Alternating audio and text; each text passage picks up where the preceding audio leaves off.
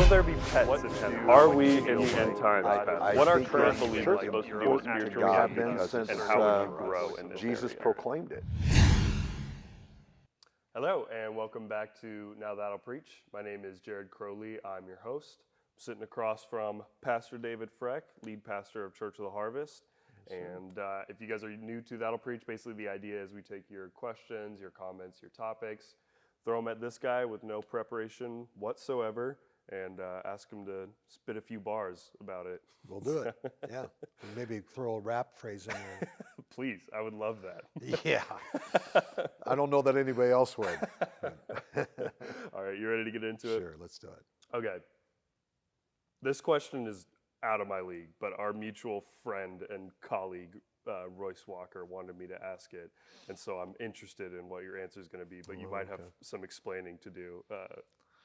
But basically, he wanted to know election versus calling. Oh, boy.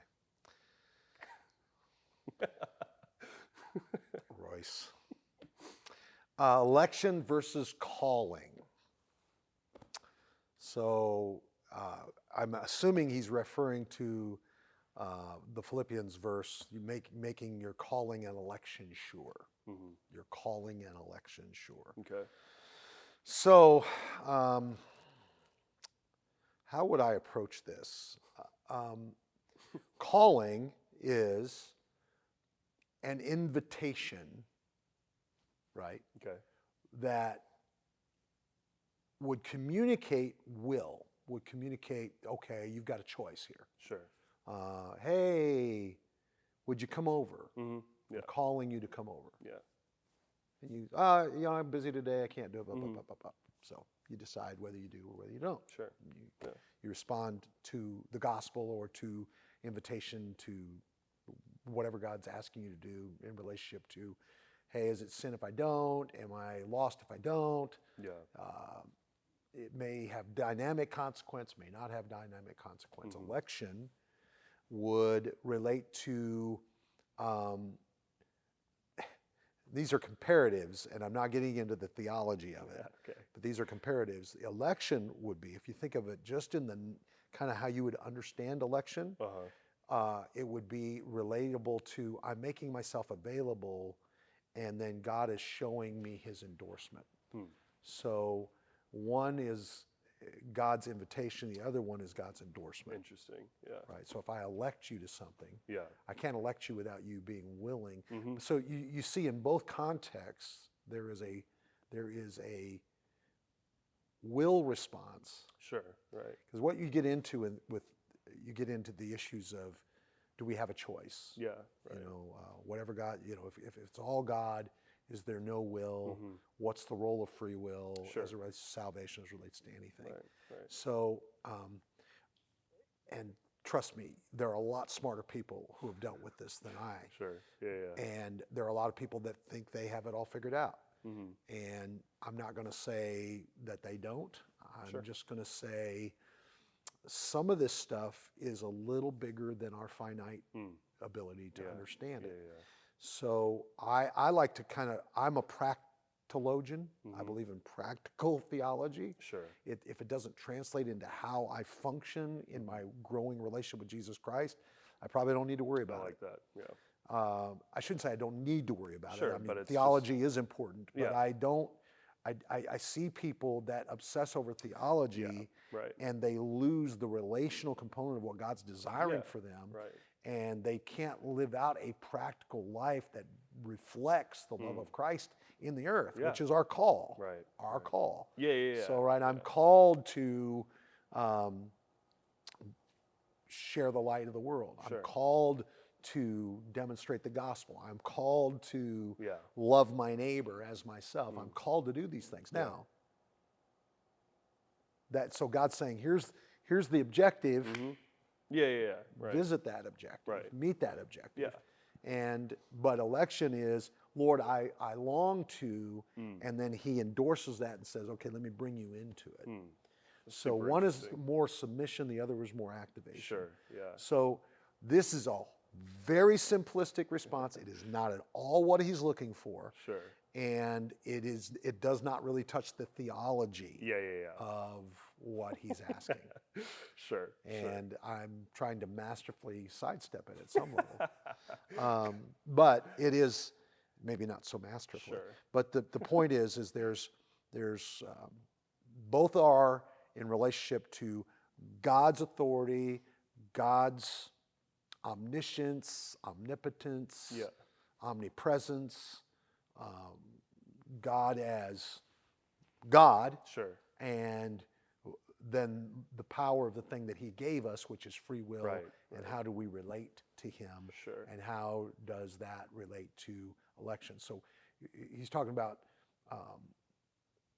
if we talk about scriptures, it's really an interesting phrase, make your calling and election sure. Well, if God's the one that did it, then how did you initiate it? Well, not so much how did I initiate it, but how do I make it sure? How do I establish it? Right. Well, so is there something of will here that I make sure that I'm pursuing it, I'm surrendering to it, I'm moving towards it, so that I'm making decisions in relationship to the infinite grace that God demonstrated in electing me and bringing me into salvation. Right. I can't save myself. Yeah. Right. So I can't save myself. So once I am saved, how do I make sure that gets substantiated in my life? What is my role? Right. So one is in relationship to salvation, one is in relationship to post-salvation. Once I am saved, how am I relating to the gospel? How am I relating to my Christian life? How am I relating to God?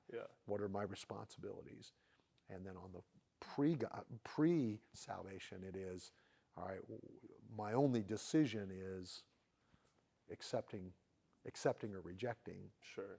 Does God know? Does God know the choice I'm going to make? Yep.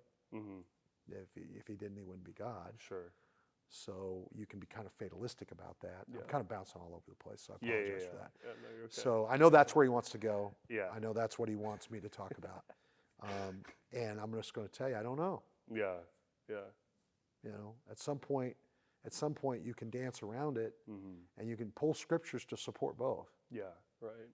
So when it is not, it cannot be a fully developed theology, just simply because of the influence of the other statements of Scripture. Yeah. There's an ambiguity there for a reason, and I have to trust God with the ambiguity. Sure. Right. So I know He saved me. I know He's delivered me. I know I can't save myself. Yeah. Right. I just have to surrender to what He called me to. He called me to salvation. I accepted that invitation, and because of that, I now am a part of what His kingdom is. Sure. And anyhow, I don't know. That's probably a little frenetic, but no, I think I really appreciate just the fact. I appreciate your restraint with that, and I appreciate your perspective on that, because I think it's just like, obviously I view you as a very wise man. That's why we're doing this whole thing, is because like I appreciate your insight on things, and I think it'd be really easy for you for anybody to get bogged down into these things that are fun to think about and can be really fruitful and really interesting. Absolutely. But they're not the priority. It's a great pursuit. Yeah. It's a great pursuit. It will challenge your thinking. It's the highest kind of thinking you will ever have. Right. So there's nothing wrong with it. Right. But you get into Reformed theology, renewal theology, forms of systematic theology, Calvinism, Arminianism, and everything in between. And we're going to debate this till Jesus comes. Sure. Right. And everybody believes they're right. Yeah. So it's like I say, everybody's got a belly button and they think theirs is the best. That's what opinions are about. Opinions are, this is what I believe. I have these reasons why I believe it, and therefore I'm right. Yeah. Okay, great. Yeah. I don't see the fruit of debating it. Sure. Yeah. Honestly, I think I understand. I'm trying to understand, how does this practically apply to me? Right. And how do I translate it to my faith? For sure. Right. And understanding God's role, understanding my role, responding in synchronicity with that.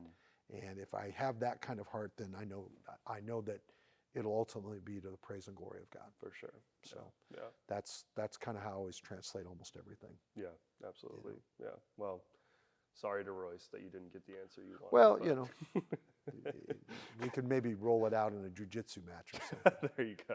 Yeah. Work out some kind of bargain. Yeah. Yeah. All right. Well, I appreciate you, bet. sir. You Thank bet. you for your insight and your knowledge. Appreciate you guys. Thank you guys for watching. Be sure to like, share, and subscribe. Once again, we view this as a resource. So it's not, content for us or any kind of program or anything like that. So treat it as a resource. And all right, we'll see you guys next week. That'll Awesome. preach. All right, that'll preach.